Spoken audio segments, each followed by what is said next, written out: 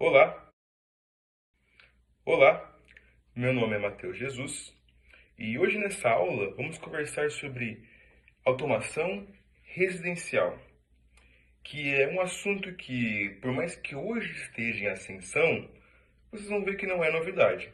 Então, nesse momento, guardem os celulares, porque será uma aula muito breve e que eu tenho certeza de que alguns de vocês aqui, ao final dessa nossa aula, vamos pensar seriamente em integrar alguns desses conceitos aqui citados no vídeo. Fechou? Então, vem comigo.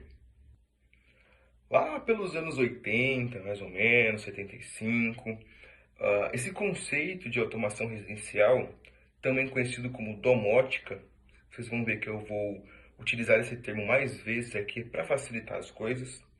Enfim, a domótica foi introduzida nos anos 80, principalmente ali em alguns países da Europa e no norte da América, desenvolvido o sistema X10. Ele foi popularizado pela empresa Pico Electronics e até então era um conceito extremamente futurista e longe da realidade, mas que já era algo usual em que as pessoas conseguiriam comprar e utilizar em suas casas. Como esse sistema X10 funcionava? Vamos lá, vou colocar alguns pontos aqui. O sistema X10 utilizava o próprio cabeamento da casa para fazer modulações em sua frequência e alterar do que seria geralmente setado em 50 ou 60 Hz em até picos digitais de 120 Hz. Utilizados o conceito de zero crossing. E o que é esse zero crossing, né? Vamos passar por esse zero crossing rapidamente. Como vocês sabem, a concessionária envia para nossas casas tensão alternada, ou seja, ora está em cima, ora desce, e continua fazendo esse ciclo muitas e muitas e muitas vezes. Acontece que o zero crossing ele utilizava o pico zero, ou seja, não estava nem em cima nem abaixo, estava na linha zero, onde nessa linha zero ele enviava sinais de 120 Hz para os equipamentos integrados da X10 para que eles consigam atuar sem atrapalhar o funcionamento dos outros equipamentos da sua casa, que não estavam integrados a esse conceito. Apesar de ser um equipamento muito avançado para a época e de grande engenharia, ele era suscetível a muitos erros. Como eu antes citei, ele utilizava o próprio cabeamento da casa para fazer a sua modulação de frequência. Isso acabava que dava muitos problemas, porque como era necessário utilizar o próprio cabeamento da casa, ele acabava sofrendo interferências da própria rede elétrica, de seus ruídos. Então isso acabava sendo um pouco frustrante para a pessoa que tinha obtido esse equipamento. Até porque não era um equipamento barato. Apenas as elites possuíam esse tipo de equipamento e acesso a esses equipamentos. Afinal de contas, era um equipamento caro, com uma manutenção cara, pois exigia um conhecimento específico sobre esses equipamentos, onde a pessoa que tinha um conhecimento de elétrica não era habilitada para dar manutenção desses mesmos. Então era um problema, um grande problema. Fora isso, é que ele exigia um painel específico fixo em uma parte da sua casa com uma programação complexa, bem complexa. E a maioria dos usuários não tinham a capacidade de fazer a sua configuração. Afinal de contas, era algo complexo, com um conceito complexo. Exigia também atuadores eletromecânicos juntos, integrados a esse equipamento X10, onde também eram suscetíveis a problemas. E acabava que era limitado a algumas funcionalidades simples e básicas, como acender ou apagar alguma luz. E então você tinha ali um equipamento fixo, de difícil manutenção, difícil acesso, difícil configuração, em um lugar fixo na sua casa para acender ou apagar luzes. Uma luz que de repente estava integrada no próprio corredor daquele painel, onde seria muito mais fácil você vir e apagar ou acender a luz sozinho, com o próprio interruptor. Claro, existiam modelos onde eram integrados controles de infravermelho, onde você apontava para sua luz e ela apagava ou acendia o seu equipamento. Porém, ele sofria ali um delay e tinha outro problema. Ele não era criptografado. Então, ou seja, uma pessoa estranha vem até a sua casa e ela aperta ali os botões com o controle dela e vai alterar o funcionamento da sua casa. Existiam também modelos onde possuíam uma funcionalidade de segurança, de proteção, mas eram suscetíveis a todos esses problemas listados com um valor triplicado de mercado. Então, era algo até inconveniente. E com o passar do tempo, esses problemas listados acarretaram que a tecnologia X10 começou a entrar em desuso, principalmente ali nos anos 2000 a 2010, onde o conceito de IoT foi apresentado ao mercado. Que IoT, para quem não sabe, é a Internet das Coisas. É a capacidade dos equipamentos serem conectados e interconectados com a internet. E com o avanço dessas tecnologias, que é Wi-Fi, Bluetooth, 5G e 4G, isso começou a ficar mais forte, mais popular e principalmente com um preço mais acessível, aonde estava aí um dos maiores problemas dos sistemas X10 antes listados aqui no nosso vídeo. E com a IoT, antes o que era necessário cabeamento e uma manutenção bruta, forte, especializada, hoje era feita sem fios e com grande facilidade. O que era necessário uma obra, hoje era fácil. Fora isso, esses recursos não tornaram só a domótica mais fácil de ser integrada, como também expandiram suas possibilidades. Então, iluminação, como já citamos aqui. Antes a iluminação era aquela coisa complexa de ser feita e ainda assim não era muito conveniente. Hoje em dia é muito fácil você integrar uma lâmpada a um sistema de IoT.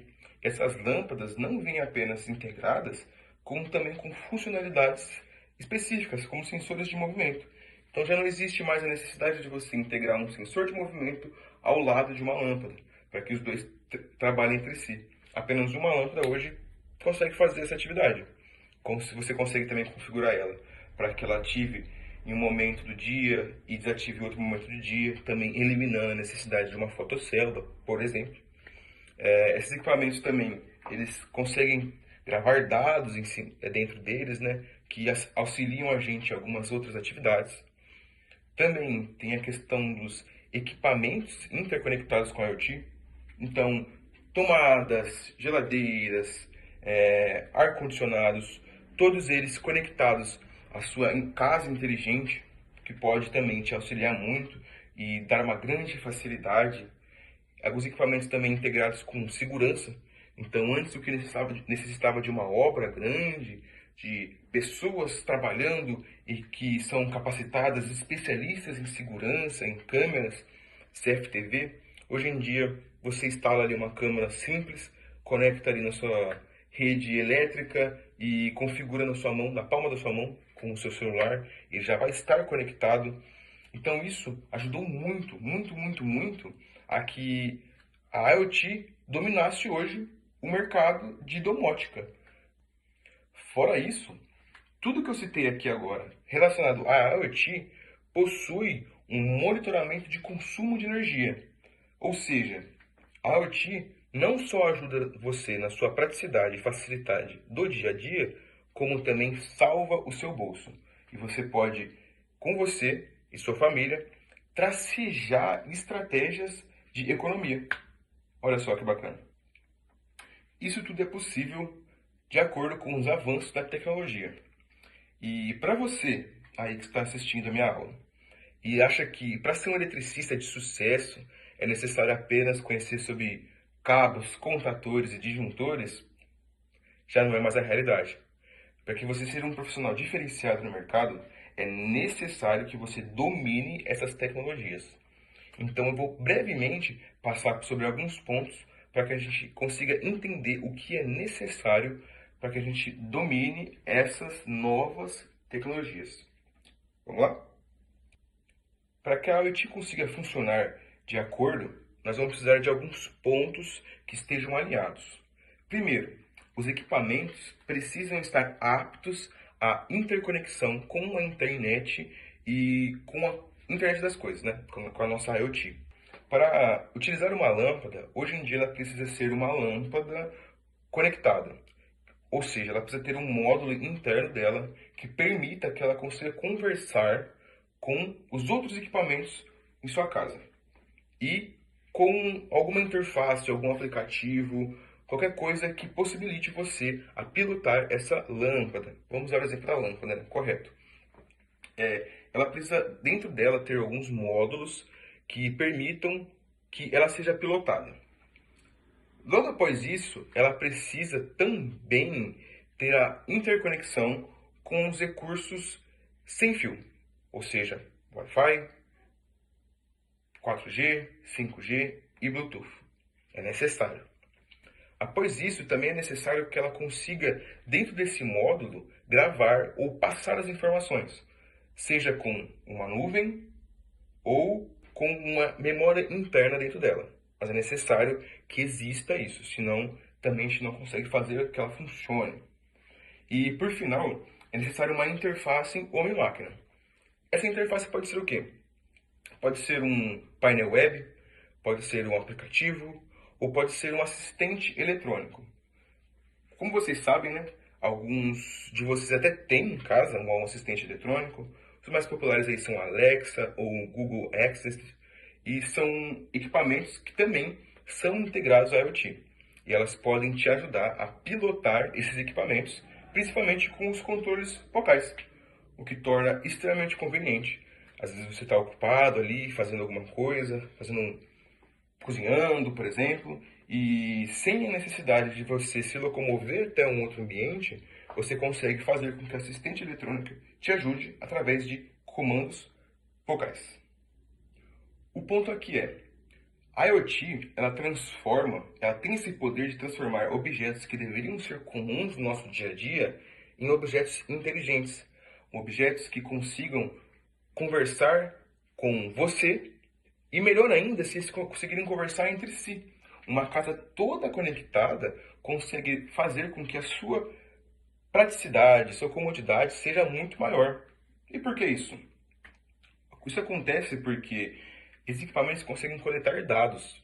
O interessante sobre os dados é que o dado em si é algo bruto, é um valor bruto.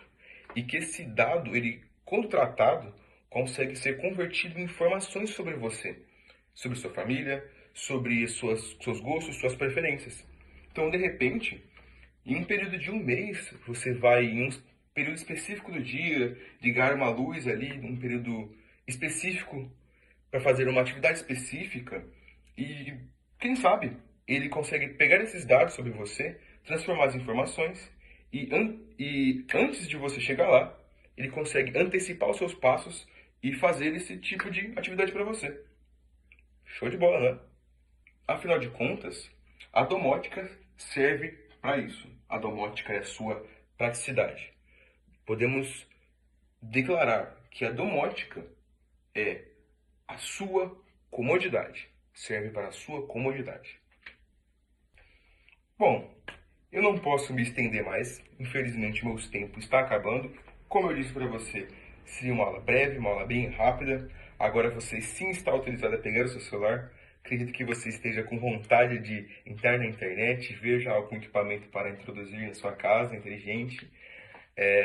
Aqui também do lado, eu vou estar exibindo alguns pontos sobre algumas diferenças da domótica dos anos 80 para a domótica atual, destacando algumas coisas aqui específicas. E eu também gostaria de, por fim, fazer um questionamento.